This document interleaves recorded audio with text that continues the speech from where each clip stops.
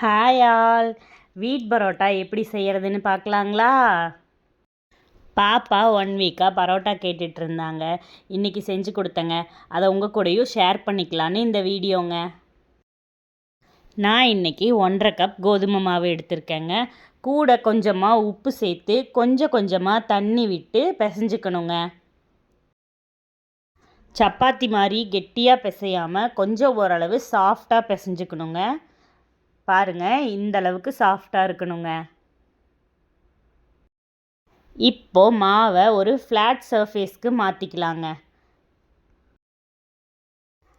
Flat சர்ஃபேஸ்க்கு மாற்றினதுக்கப்புறம் நல்லா இழுத்து இழுத்து ஒரு 10 நிமிஷத்துக்கு பிசைஞ்சுக்கணுங்க. நம்ம எந்த அளவுக்கு இழுத்து நல்லா பிசைகிறோமோ அந்த அளவுக்கு பரோட்டா சாஃப்டாக லேயராக வருங்க. பாருங்கள், 10 நிமிஷத்துக்கு அப்புறம் மாவு எவ்வளோ சாஃப்டாக வந்திருக்குன்னு பாருங்கள். குறைஞ்சது 2 மணி நேரமாவது ஊற வைக்கணுங்க. நல்லா மறக்காமல் மாவு மேலே காயாமல் இருக்கிறதுக்காக கொஞ்சமாக எண்ணெய் தடவி வச்சுக்கோங்க. பரோட்டா மாவு பிசைய வேறு ஏதாவது மெத்தட் இருந்தாலும் கமெண்ட்ஸில் சொல்லுங்கள். 2 மணி நேரத்துக்கு அப்புறம் பார்க்கலாங்க. பாருங்கள், எவ்வளோ சாஃப்டாக ஊறி வந்திருக்குன்னு மாவு. இப்போது நமக்கு தேவையான அளவு பிரிக்க ஸ்டார்ட் பண்ணலாங்க. மாவை உள்பக்கமாக மடித்து ரவுண்டாக விரிசல் எதுவும் இல்லாத அளவுக்கு பிரிச்சுக்கணுங்க.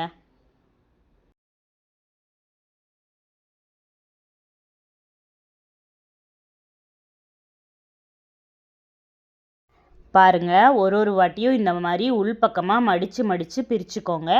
எனக்கு இன்றைக்கி 7 உருண்டைகள் கிடச்சிருக்குங்க. மேலே எண்ணெய் தடவி திரும்பவும் இதை ஒரு 1½ மணி நேரமாவது ஊற வைக்கணுங்க.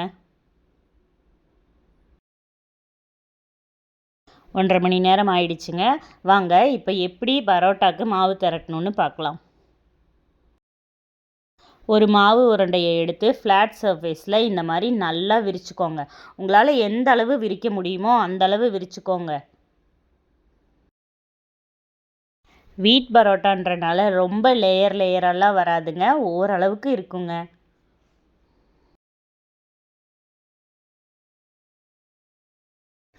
இன்றைக்கி பரோட்டாக்கு மட்டன் குழம்பு தாங்க. மத்தியானம் மட்டன் செஞ்சுருந்தோங்க, அதையே வச்சு மேட்ச் பண்ணியாச்சுங்க. நீங்கள் பரோட்டாக்கு என்ன குருமா, குழம்பு, சால்னா என்ன செய்வீங்கன்னு சொல்லுங்கள் கமெண்ட்ஸில்.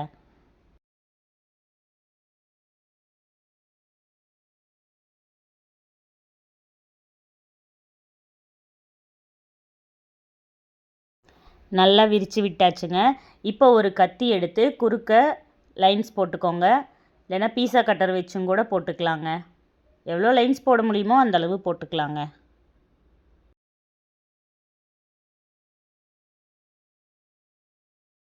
இப்போது விரித்து விட்ட மாவை ஒன்றா சேர்த்துக்கலாங்க.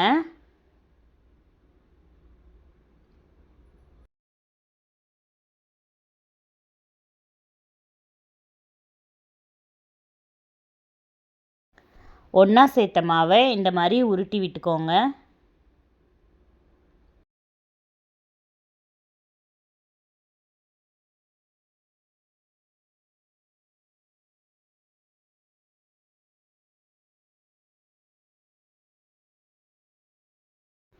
இப்போது திரும்பவும் உங்களால் எந்த அளவு விரிக்க முடியுமோ அந்த அளவு விரிச்சுக்கோங்க. விரிக்கிறதுக்கு கொஞ்சம் கஷ்டமாக தான் இருக்கும், ஆனால் கொஞ்சம் இழுத்து இழுத்து விரிச்சுக்கோங்க.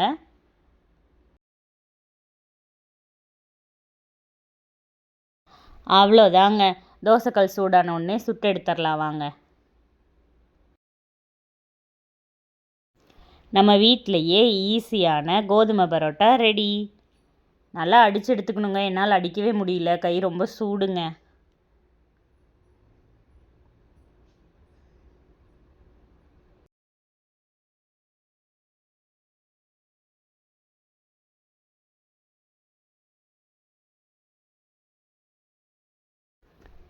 பாருங்கள், ஓரளவுக்கு லேயராக வந்திருக்குங்க.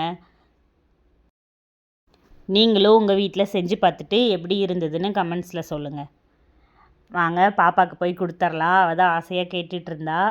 ரொம்ப ஹாப்பிங்க அவளுக்கு பரோட்டா செஞ்சு கொடுத்தோன்னே. ஃபர்தர் அப்டேட்ஸ்க்கு சேனலை சப்ஸ்கிரைப் பண்ணி வச்சுக்கோங்க. இன்னொரு வீடியோவில் மீட் பண்ணுறேங்க. பாய்.